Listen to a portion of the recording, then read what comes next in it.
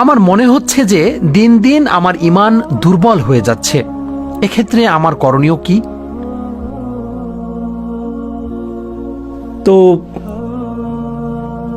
আমরা সোশ্যাল মিডিয়ার যুগে বসবাস করছি, আর সোশ্যাল মিডিয়া যা করছে এর মাধ্যমে আপনি এমন সব মানুষকে দেখতে পান যারা আপনার চেয়ে বেশি বুদ্ধিমান, যারা আপনার চেয়ে বেশি সুদর্শন, যারা আপনার চেয়ে বেশি অর্থশালী, যারা আপনার চেয়ে ভালো বাড়ির অধিকারী, তাদের কণ্ঠস্বর আপনার চেয়ে বেশি মাধুর্যপূর্ণ, তারা আপনার চেয়ে বেশি মেধাবী, তারা আপনার চেয়ে বেশি জনপ্রিয়, তারা আপনার চেয়ে বেশি সুখী, তারা আপনার চেয়ে ভালো খাবার খায়, তাদের যা কিছু আছে তা সবই ভালো, যার কারণে আপনার মনে হয় যে আপনার যা কিছু আছে তা সবই খারাপ।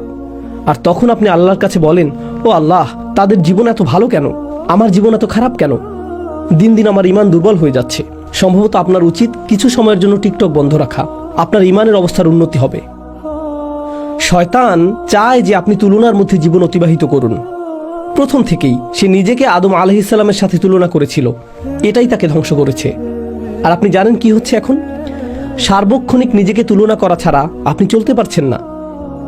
মেয়েরা নিজেকে অন্য মেয়ের সাথে তুলনা করছে এবং বলছে, অমুক আমার চেয়ে লম্বা, অমুক আমার চেয়ে চিকন, অমুকের ত্বক আমার চেয়ে ভালো, অমুককে মানুষ বেশি পছন্দ করে, অমুকের দাঁত বেশি সুন্দর, অমুকের জামা কাপড় বেশি সুন্দর, অমুকের বিয়ে হয়ে গেছে, ও মাই গড, অমুকের বাচ্চা হয়ে গেছে, আমার এখনো বিয়েই হয়নি, অমুক পড়ালেখা শেষ করে ফেলেছে, আমি এখনো ফার্স্ট ইয়ারই শুরু করিনি।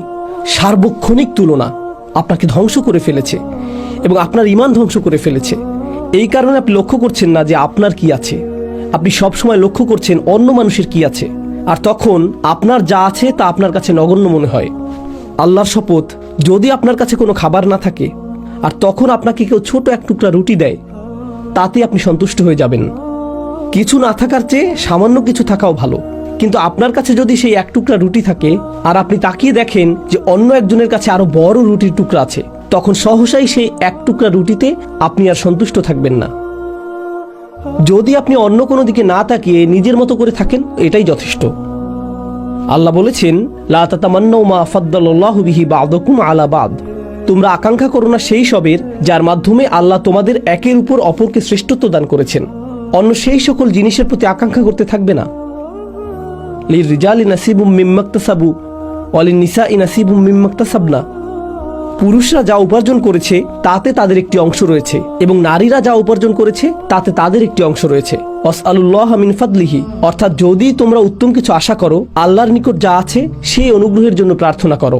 আল্লাহর কাছে এই প্রার্থনা করবে না যে ও আল্লাহ, তার কাছ থেকে এটা কেড়ে নিয়ে আমাকে দিন। না না না না না, আল্লাহর নিকট যা আছে তা থেকে চান। তো আপনাদের হতাশা এবং ঈমানের দুর্বলতার বেশ বড় একটা অংশ আসছে অন্য মানুষের প্রতি এবং তারা কি করছে তার প্রতি আপনার মন সবসময় আচ্ছন্ন থাকার কারণে। তো আপনাদের হতাশা এবং ঈমানের দুর্বলতার বেশ বড় একটা অংশ তৈরির কারণ হলো আপনার মন সবসময় আচ্ছন্ন থাকে অন্য মানুষকে নিয়ে। তারা কি করছে, তারা কোথায় বসবাস করছে, তারা কেমন আছে, তাদের জীবনে কি ঘটে যাচ্ছে। আপনার নিজের জীবনযাপন করুন।